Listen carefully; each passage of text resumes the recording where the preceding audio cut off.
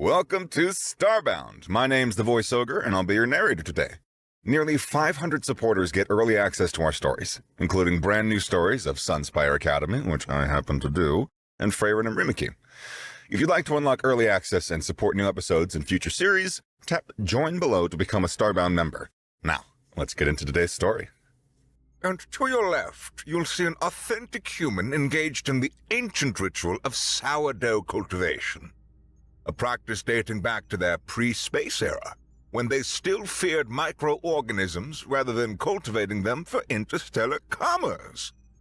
The tour guide, a lanky centaurian with too many arms and not enough patience, gestured toward a bearded human in a flannel shirt who lovingly kneaded dough in the window of a rustic bakery. The human waved cheerfully, flour dusting his beard as the alien snapped hollow captures with their ocular implants. Observe the quaint simplicity, the guide continued, her translator module barely keeping up with her natural clicking speech.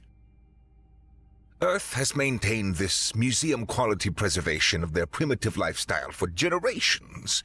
After their brief, violent emergence onto the galactic stage, humans quickly settled into their current role as the galaxy's favorite historical oddity. An Exuvian child with translucent skin raised a tendril. But weren't humans once feared warriors? The tour guide laughed, a sound like marbles in a garbage disposal. Oh, that is just marketing. These creatures haven't fought a real war in centuries. They merely reenact their bloody history for tourism revenue and nostalgic entertainment. Look there. She pointed to a nearby park where humans dressed in elaborate metal costumes were hitting each other with padded weapons, shouting medieval battle cries and falling dramatically when they struck. See, they play at violence now, like children playing make-believe. Adorable, really. Across the galaxy, in the gleaming obsidian chambers of the Vorlax Dominion's Supreme Command, High Commander Thrall slammed all four of his fists onto the holographic display table, causing the three-dimensional image of Earth to ripple. "This assessment is conclusive?" he demanded, compound eyes flashing with the crimson glow of ambition. Science Director Maladora nodded, her exoskeleton clicking with confidence. "Absolutely, Commander. Earth is ripe for acquisition. Humans have devolved into harmless cultural preservationists. Their military capability is essentially ceremonial. They maintain small defense forces purely for pageantry and tradition." "Their strategic value, however," interjected Acquisition Minister Ziv, "is immeasurable. Earth sits at the nexus of 7 hyperspace lanes. Controlling it would give us dominance over the entire sector." Thrall's mandibles clicked in what passed for a smile among the Vorlax. "And all we need to do is collect the exhibit." "Precisely," Maladora confirmed. "Our analysis suggests a gentle occupation will face minimal resistance.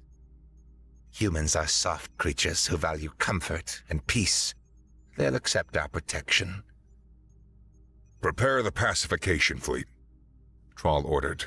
"We depart within the cycle." In the White House Situation Room, President Eleanor Piper stared at the holographic message hovering above the conference table. The Vorlax ultimatum glowed with menacing finality. "The Vorlax Dominion hereby announces its benevolent annexation of Earth as a protected cultural preserve. Resistance is unnecessary and discouraged. Occupation forces arrive in 72 Earth hours. Compliance will be rewarded with autonomy over cultural exhibition practices." The Joint Chiefs of Staff exchanged glances that contained multitudes. "Madam President," General Santos began, "standard protocol calls for—" "I know what protocol calls for," Piper interrupted, a slow smile spreading across her face. "Draft the usual diplomatic protest. Express our deep concern. Request arbitration through the Galactic Council." "And then?" asked the Secretary of Defense. President Piper's smile turned predatory. "And then we send out the call." She reached across the table and pressed her palm against a biometric scanner. A hidden panel slid open, revealing a simple red button encased in glass. Piper shattered the glass with a nearby ceremonial paperweight and pressed the button with evident satisfaction. Across the planet, from hidden bunkers to suburban basements, from ordinary smartphones to ancient pagers kept in sock drawers just in case, a 2-word message flashed. "You woke the monsters. Game on." In Duluth, Minnesota, 87-year-old Edith Kowalski received the alert on the special tablet her grandchildren had given her for emergencies. She smiled, revealing teeth that were a bit too sharp for a woman her age, and walked to her garage. She bypassed the minivan and went straight to a rusted metal cabinet that hadn't been opened in decades. Inside hung a lovingly maintained chainsaw with custom-modified teeth and a hand-painted flame job. Next to it was a tactical vest that had been repeatedly adjusted as her body had changed with age. "Hello, beautiful," she whispered, patting the chainsaw's handle. "Granny's gotta work again." In suburban Phoenix, Doug Martinson was coaching his son's Little League team when his watch vibrated with the alert. His expression didn't change as he called the team into a huddle. "Practice is canceled, kids," he announced calmly. "Operation Sandlot is now in effect. You know your assignments." The children's faces transformed from disappointment to focused intensity. 10-year-old Sophia ran to the equipment shed and began distributing what appeared to be baseball bats, but contained retractable titanium cores.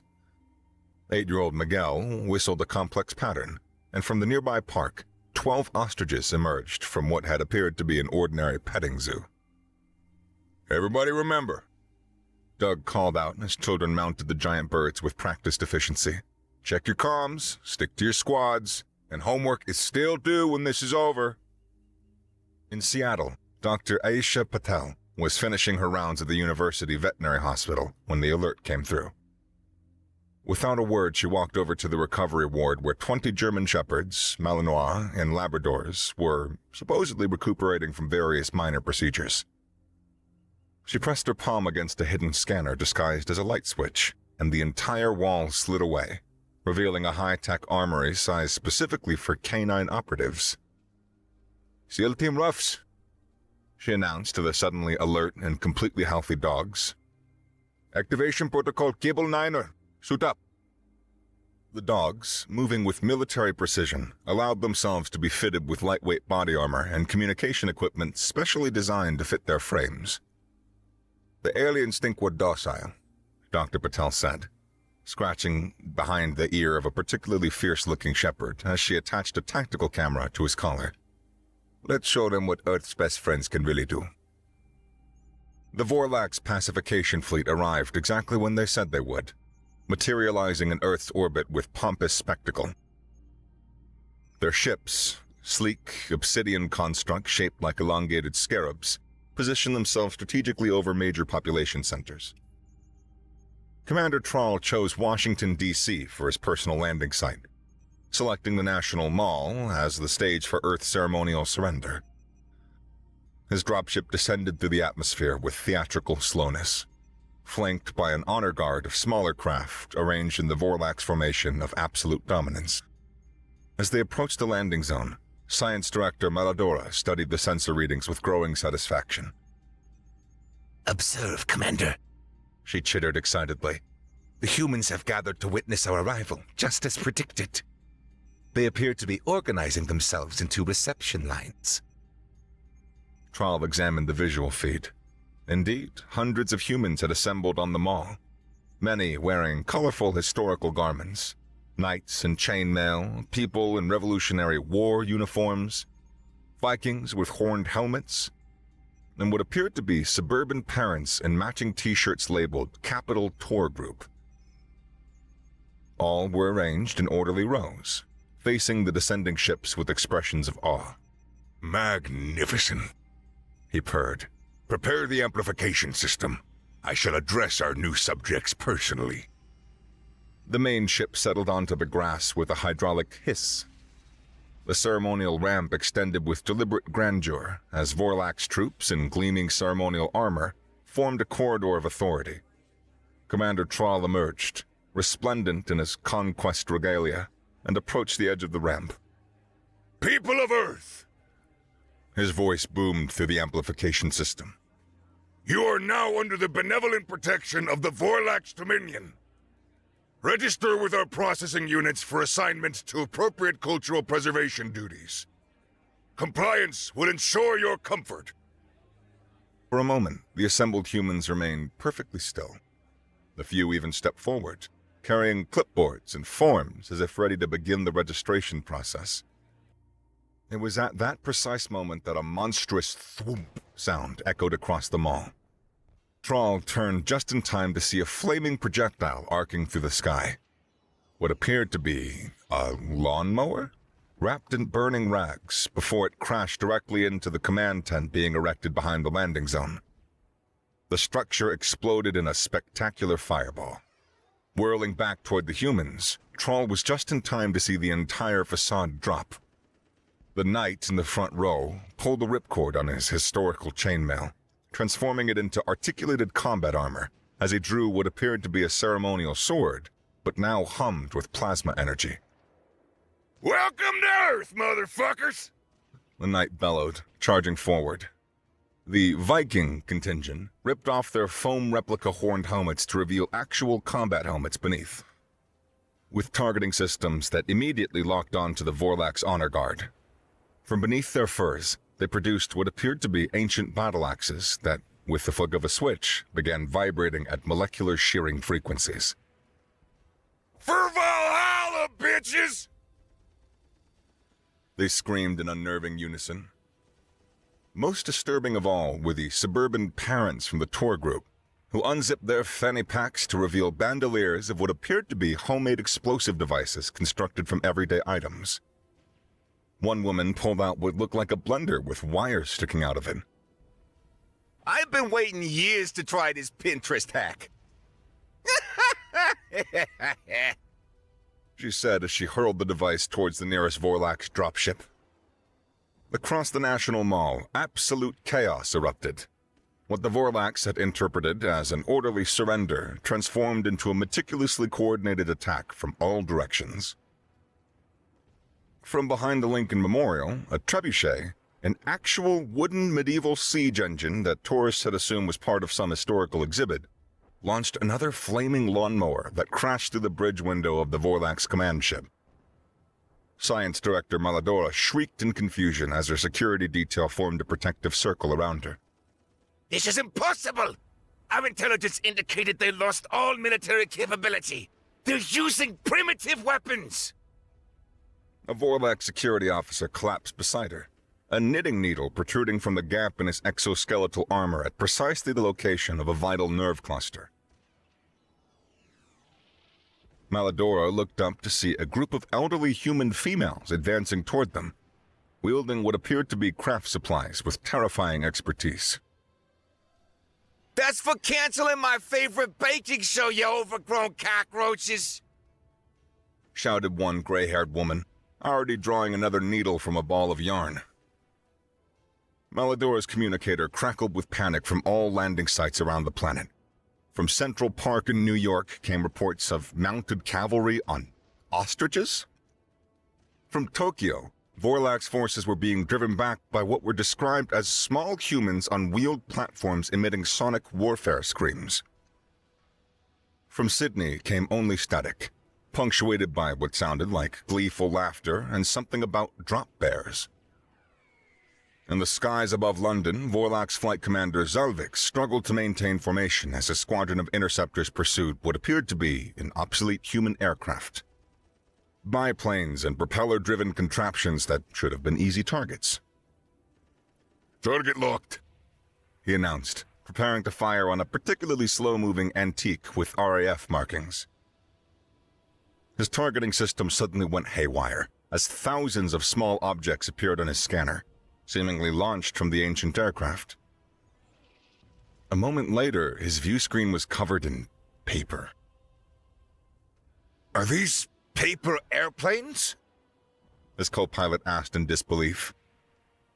The seemingly harmless paper constructs adhered to the ship's exterior. Seconds later, they began emitting an acrid smoke that fouled the ship's intake valves. Through this rapidly failing view screen, Zalvik watched as the pilot of the antique aircraft stood up in his open cockpit, gave a jaunty salute, and held up a sign that read, "Origami this, wankers."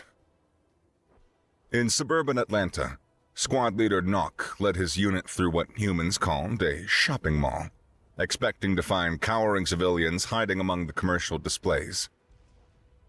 Instead, they found the building eerily empty, until the intercom system crackled to life with what his translator identified as ancient human battle music. Teenagers by My Chemical Romance.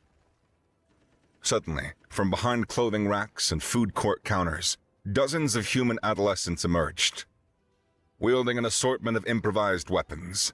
Baseball bats with nails, hockey sticks modified with taser attachments, and lacrosse sticks that somehow fired concentrated pellets of caustic cleaning products.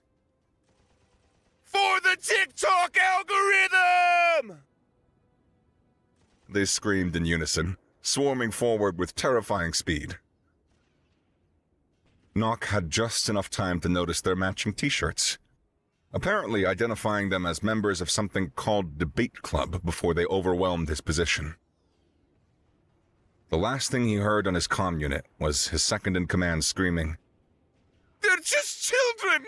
How do they know our anatomical weaknesses?" 3 days into what was now being called the biggest mistake in Vorlak's history, Commander Troll huddled in what remained of his flagship, hiding in orbit after being forcibly evacuated from the surface.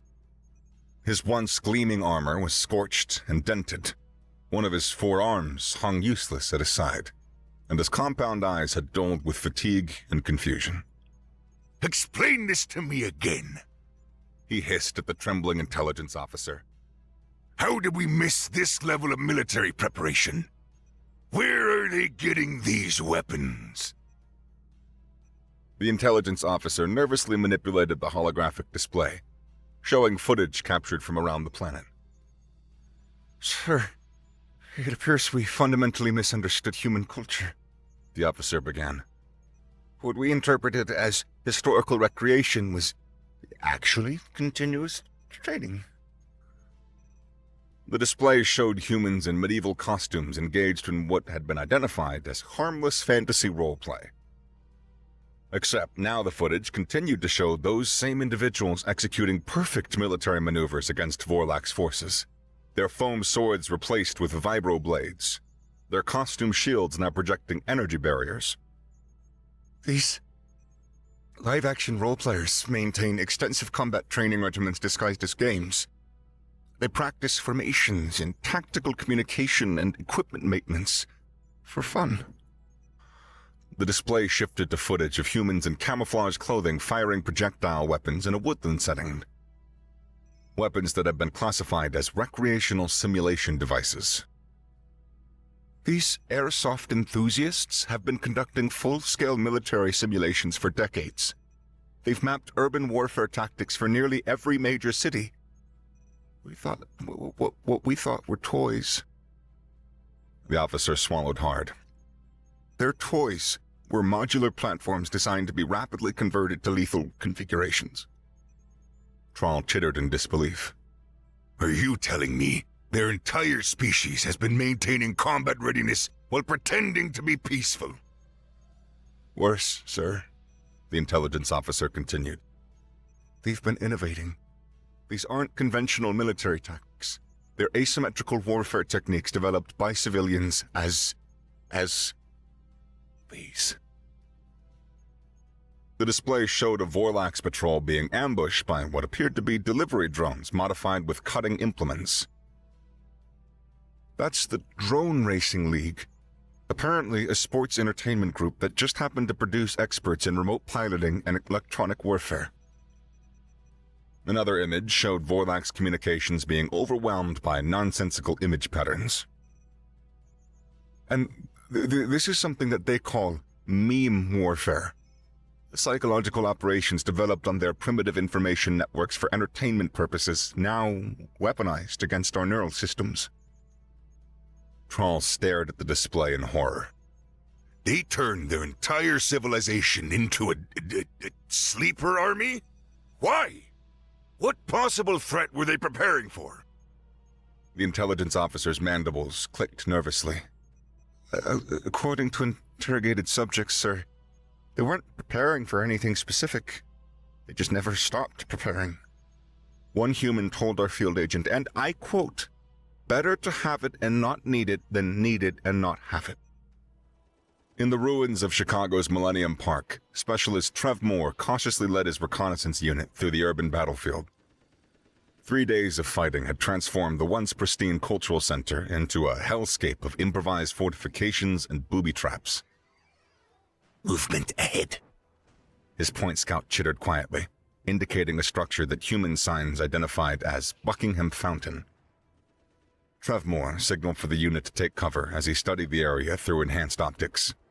The fountain appeared to be abandoned, but something about the water's movement seemed unnatural. Biological scan, he ordered. The results made his exoskeleton tighten with alarm. The water was saturated with human DNA, but not just any humans. According to their database, this particular genetic signature belonged to what humans called Florida Man, a subspecies known for unpredictability and inexplicable resilience. Abort approach, Trevmore ordered urgently. Florida signatures detected. Request immediate extraction. Too late. The water of the fountain exploded outward as dozens of shirtless, sunburned humans erupted from concealment, their bodies adorned with crude tattoos and their eyes wild with the special madness that came from evolving in a peninsular environment of extreme heat and questionable life choices. Their apparent leader bellowed, brandishing what appeared to be a live alligator attached to a hockey stick. They'll learn hard, never forget. See! The Florida contingent surged forward with terrifying speed. Some riding what appeared to be golf carts modified with monster truck wheels and mounted with improvised harpoon guns fashioned from fishing equipment. This for making my beer warm! One of them screamed, launching a projectile that Trevmore Systems identified as a hungry python with fireworks strapped to its midsection. In orbit above Earth, Science Director Maladora huddled with what remained of her research team, frantically analyzing the disaster unfolding below. The canines, she whispered, mandibles clicking with anxiety as she reviewed the footage. Focus on the canines. The holographic display showed what had once been a secure Vorlax forward operating base in rural Montana. Security cameras had captured the moment of breach, not by human forces, but by a coordinated unit of dogs wearing tactical gear. The footage showed German shepherds systematically disabling perimeter sensors, while Labrador retrievers created diversions, carrying what appeared to be explosive tennis balls. Most disturbing were the smaller breeds, corgis, beagles, who navigated ventilation systems to access secure areas, their vents equipped with cutting tools precisely designed for Vorlax restraint systems. They've weaponized their companion species, Meladora observed. No, they've partnered with them. Look at the communication. The footage showed the dogs responding to signals inaudible to Vorlax sensory systems, complex commands embedded in frequencies that humans supposedly couldn't even hear. They have been training these animals for generations, one of her analysts noted. Our cultural databases classified it as pet tricks and agility competitions. On the display, a particularly large Malinois stared directly into the security camera before deliberately placing its jaw on the base's self-destruct console, its eyes showing an intelligence that chilled Maladora's hemolymph. I want tissue samples, she declared. These cannot be natural creatures. The humans must have engineered them. Her assistant nervously cleared his throat. We tried to capture specimens, Director. They seem to have developed counter-tactics specifically for collection attempts. The display shifted to body cam footage from a Vorlax capture team. They had cornered what appeared to be an ordinary golden retriever, only for the seemingly friendly creature to suddenly produce a small device from its collar that emitted a high-pitched sound. Seconds later, the area was swarming with what the database identified as chihuahuas. Tiny, trembling canines that somehow moved with the coordinated precision of piranha, overwhelming the capture team with shocking ferocity. The last frame showed a close-up of one of the tiny dogs, its oversized eyes narrowed with unmistakable satisfaction as it carried away a piece of Vorlax exoskeleton like a trophy. Sergeant Whiskers, a black and tan German shepherd with a tactical camera mounted to his combat harness, locked onto an alien target. Through the camera's feed, his human handler, operating from a basement command center 3 miles away, could see exactly what Whiskers saw. A Vorlax ammunition depot, guarded by increasingly nervous alien soldiers. "Proceed with insertion, SEAL Team Ruffs," came the calm voice of Captain Marissa through the specialized audio implant in Whisker's ear. "Peanut butter protocol is authorized." Whiskers acknowledged with a subtle ear twitch, part of the silent communication system developed over decades of covert canine operations. It turned to his assault team, 6 operators representing the elite of Earth's canine special forces. Rocky, a sturdy Rottweiler, carried demolition packages specifically designed to be activated by paw pressure. Daisy, a border collie wearing specialized infiltration gear, was their tech specialist, capable of interfacing with alien systems through a neural implant disguised as an ordinary dog tag. Muffin, a seemingly harmless Pomeranian, was actually their heavy weapons specialist, her fluffy exterior concealing access to a harness containing miniaturized drone weaponry. "Remember the training?" Whiskers communicated through a series of subtle ear positions and tail movements. "For treats, for belly rubs, for Earth." The squad moved with practiced precision toward the perimeter. Operation Peanut Butter was simple in concept. The small dogs would create a diversion using their primary tactical advantage, when humans called cuteness, while the larger breeds infiltrated from the opposite direction. Muffin and Pixel, a Yorkshire Terrier, separated from the group and approached the front gate, activating what the humans called weapons-grade adorable protocol. Their tactical training allowed them to modulate their appearance to maximize the effect. Ears perked forward, heads tilted at precisely calculated angles, eyes widened to activate the nurturing instinct in even alien species.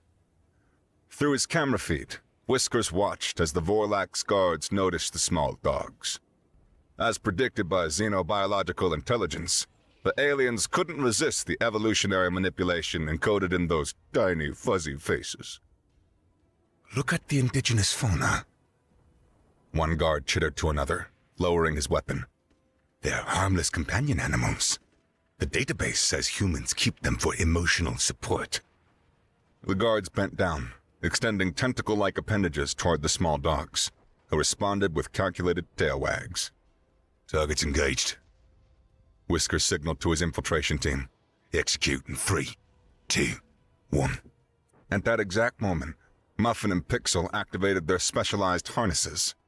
What had appeared to be decorative poofs of fur on Muffin's back split open, revealing a compact launcher that fired a concentrated burst of what humans called glitter bombs. Non-lethal, but incredibly disorienting clouds of reflective particles that adhered to Vorlax exoskeletons and fouled their sensory organs. As the front gate fell into chaos, Whiskers led the main assault team through the drainage culvert identified by K9 reconnaissance as a blind spot in the Vorlax security system. Decades of playing crawl under the fence at dog parks have prepared Earth's canines for exactly this type of infiltration. Inside the compound, each dog executed their assignment with military precision. Rocky placed demolition charges at structural weak points. Daisy interfaced with the Vorlax computer system, her neural implant uploading a virus designed to replace all tactical displays with animated images of tennis balls. Whiskers himself headed for the central command post, where intelligence suggested the Vorlax kept their communication relay. Along the way, he encountered a patrol of 3 guards, their weapons raised. Without hesitation, Whiskers activated the specialized training protocol known as Who's a Good Boy. The combination of body language and expression that had been refined through generations of canine psychological operations. He let his tongue loll out. He softened his eyes. He tilted his head exactly 23 degrees to the left, the angle empirically proven to be the most disarming. The effect on the Vorlax was immediate. Their postures relaxed. One even lowered its weapon completely. It's just one of those emotional support animals, The guard chittered. Look how docile it is. That was when Whiskers launched himself at the guard's throat, or what passed for a throat in Vorlax physiology. The jaws finding the precise gap in the alien's armor that canine special forces had identified as their critical vulnerability. The other guards had just enough time to witness the transformation from good boy to lethal weapon before the rest of the SEAL Team roughs descended upon them. A fury of fur and tactical training. Aboard what remained of the Vorlax command ship, Commander Troll received the increasingly desperate report from planetary operations. The beasts, sir. The communication officer chittered frantically. The humans have deployed their beast legions everywhere.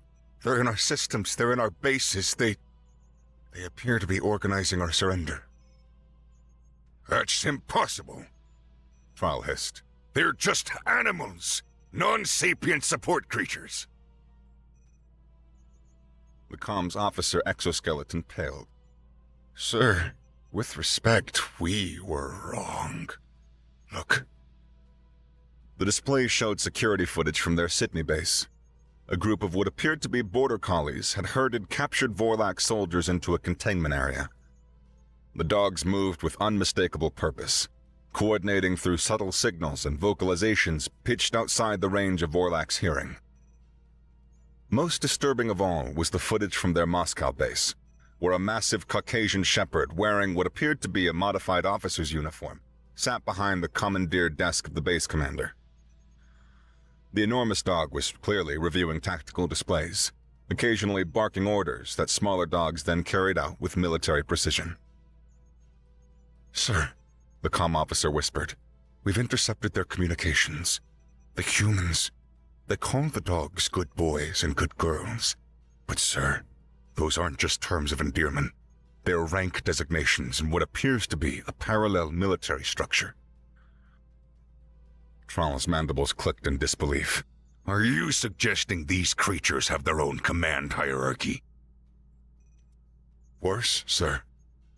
They appear to have a communication system that completely bypasses our monitoring capabilities. The humans and canines coordinate through what they call walkies and park time, which our intelligence now believes are code phrases for joint military operations.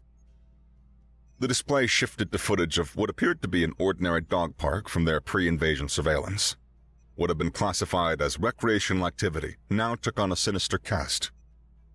The ball throwing, the agility courses, the treat rewards, all suddenly recognizable as sophisticated training exercises and tactical drills.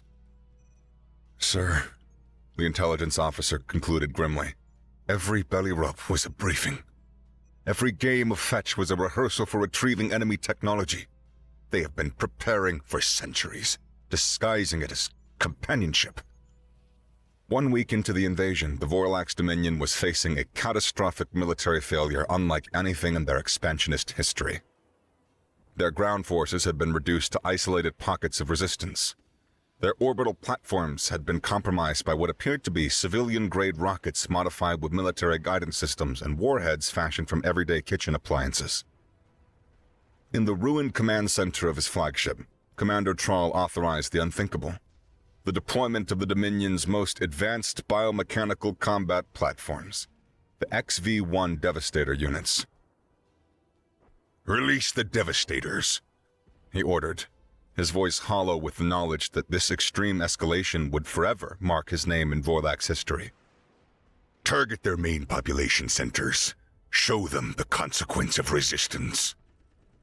In the skies above Chicago, the first Devastator emerged from its orbital drop pod. a 15-meter monstrosity of biological and mechanical components. Its 4 articulated legs crashed into the abandoned streets, crushing abandoned vehicles beneath clawed feet. Its central mass bristled with weapons platforms, and its sensory cluster scanned in all directions for threats. For several moments, the war machine stood unmolested in the empty street. Its tactical systems registered no immediate threats, no military response, no panic, no organized evacuation. Instead, from a nearby alleyway, a single human female emerged. She appeared to be in her 8th decade of life, her white hair pulled back in a practical bun, her small frame draped in what the Devastator's database identified as a housecoat decorated with floral patterns.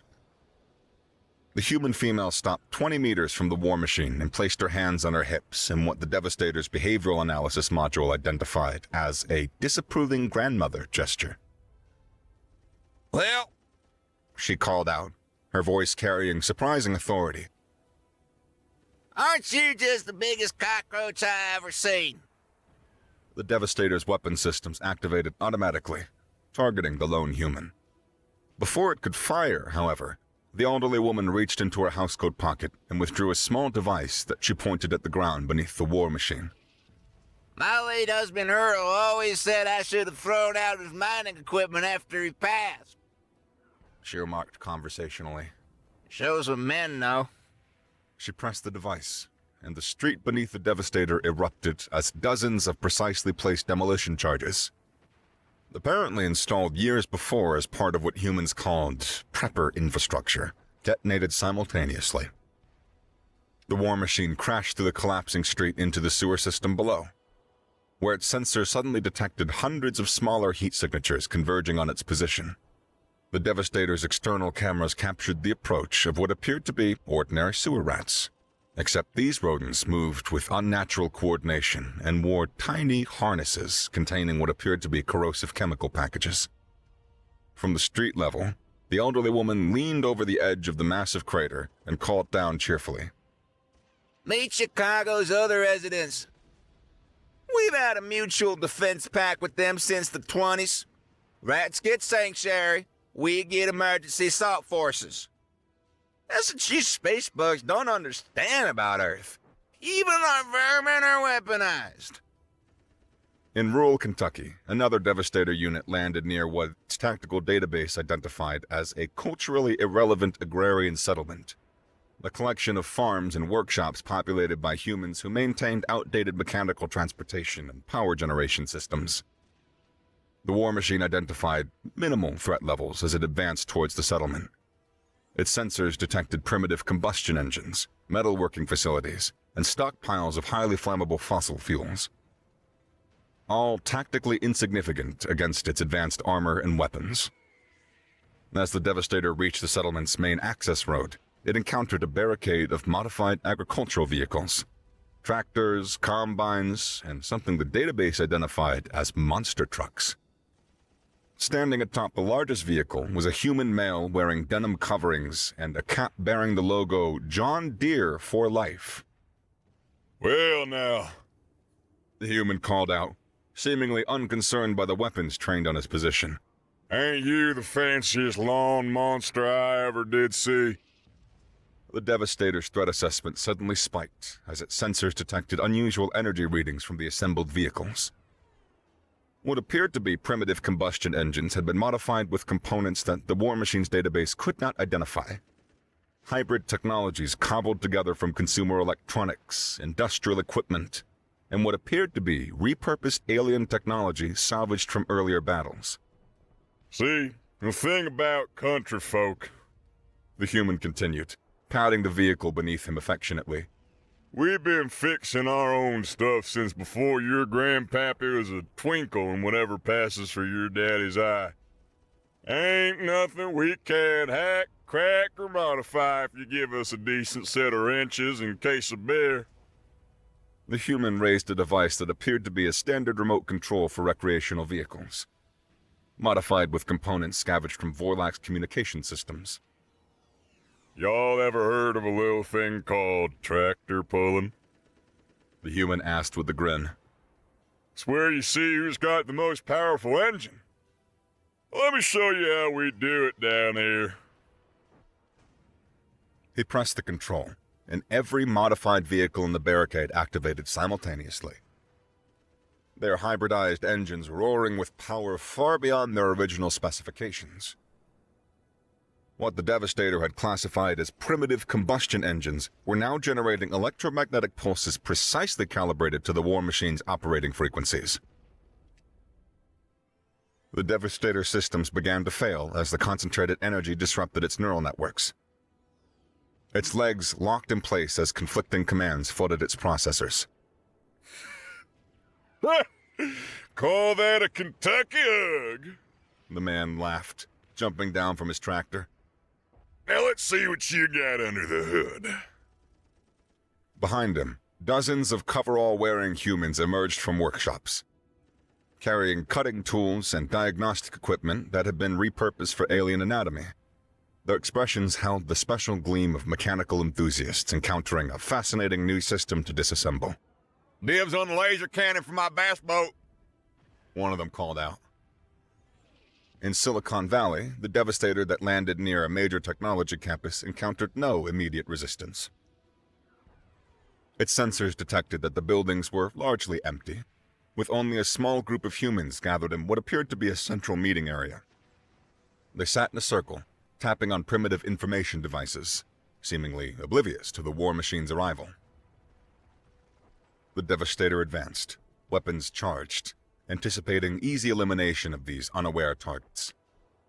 As it approached, one of the humans, wearing what the database identified as a hoodie with the logo, "I survived 4 startups and all I got was this hoodie," looked up briefly.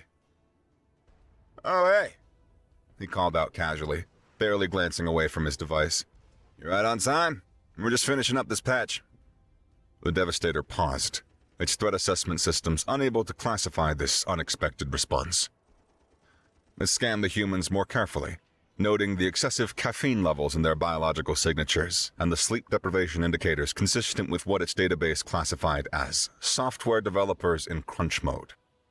"You know," another human remarked, adjusting her glasses, "your command protocols have some serious legacy code issues. Who wrote this architecture, an intern?" Before the Devastator could process this devastating information, its sensory systems detected multiple intrusion attempts across its cybernetic interfaces. Somehow, these humans were attempting to access its operating system, not through conventional electronic warfare, but through protocols that seemed intimately familiar with its architecture. "We reverse-engineered your OS from the scout units we captured last week," explained the first human, still typing furiously. "Turns out your security's basically just win XP with a fancy GUI. Classic mistake, prioritizing the UX over the back-end infrastructure."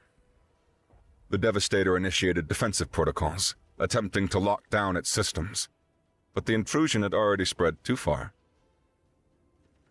Its visual feed began to display what appeared to be an animated feline with a pastry body, accompanied by synthesized music. Oh yeah, another developer chuckled. "We had to include the Neon Cat payload. It's tradition." The war machine's weapon system suddenly powered down as control was rerouted to the human interfaces. Its formidable processing capacity was now being directed towards what its remaining diagnostics identified as cryptocurrency mining, and running outdated PC games at unnecessary resolutions. The lead developer stood up, stretching casually. "Thanks for the processor power, by the way. We've been wanting to run a proper test environment for Star Citizen." 16 days after the beginning of what galactic historians would call the most predictable military disaster in recorded history, Commander Truong sat alone in his private quarters. The once proud insignia of the Vorlax Dominion had been torn from his armor. His personal grooming had been neglected to the point that his mandibles were dull and unpolished. A tentative chitter at his door announced the arrival of what remained of his command staff. They entered cautiously, bearing the formal documentation of what they all knew was inevitable. "The terms of surrender have been prepared, Commander," Science Director Meladora announced, her once imperious voice now subdued. "The humans have been unusually specific in their requirements. Troll took the document with a defeated gesture. What do they demand? Reparations? Territory? Technology transfers? No, sir. Melidora replied, her confusion evident. They want entertainment rights. Troll's compound eyes blinked in astonishment as he read the document. The terms were indeed unusual. The Vorlax would be permitted to evacuate Earth with minimal casualties, but they would be required to establish a permanent cultural exhibition on their homeworld depicting their defeat. Vorlax hatchlings would be required to study the folly of messing with Earth as part of their standard educational curriculum. Most bizarrely, the humans demanded exclusive merchandising rights for toys, apparel, and media depicting what they were already calling the most hilarious alien invasion ever. They want to sell plush toys of our soldiers being defeated by their canines? Hey. Troll chittered in disbelief. Yes, Commander. Melidora confirmed. And they've requested that our finest artisans assist in creating historically accurate battle dioramas for what they call the Earth's Kick-Ass Museum. They were very insistent about the gift shop opportunities. That sounds far too complicated to make a good plush toy out of. Troll stared at the document. By the void, they did it, though. He continued to read the document, trying to comprehend the human psychology behind these demands. They treat warfare as entertainment. Even their own potential extinction was just another game to them, huh? I believe, sir, Acquisition Minister Ziv offered cautiously, that this was never a potential extinction event for them. Our analysis now suggests that what we witnessed was merely their first tier of defensive response. According to intercepted communications, they have at least 3 more escalation levels they didn't even deploy. Thrall's mandibles clicked in horror. What could possibly be worse than what we've already faced? We're not entirely sure, sir, Ziv admitted, but they referred to this invasion as a nice warm-up and good practice for the kids. There were multiple references to something called bringing out the really good stuff, which apparently they didn't consider necessary against our forces. With a defeated gesture, Troll pressed his appendage against the document, authorizing the surrender with his biological signature.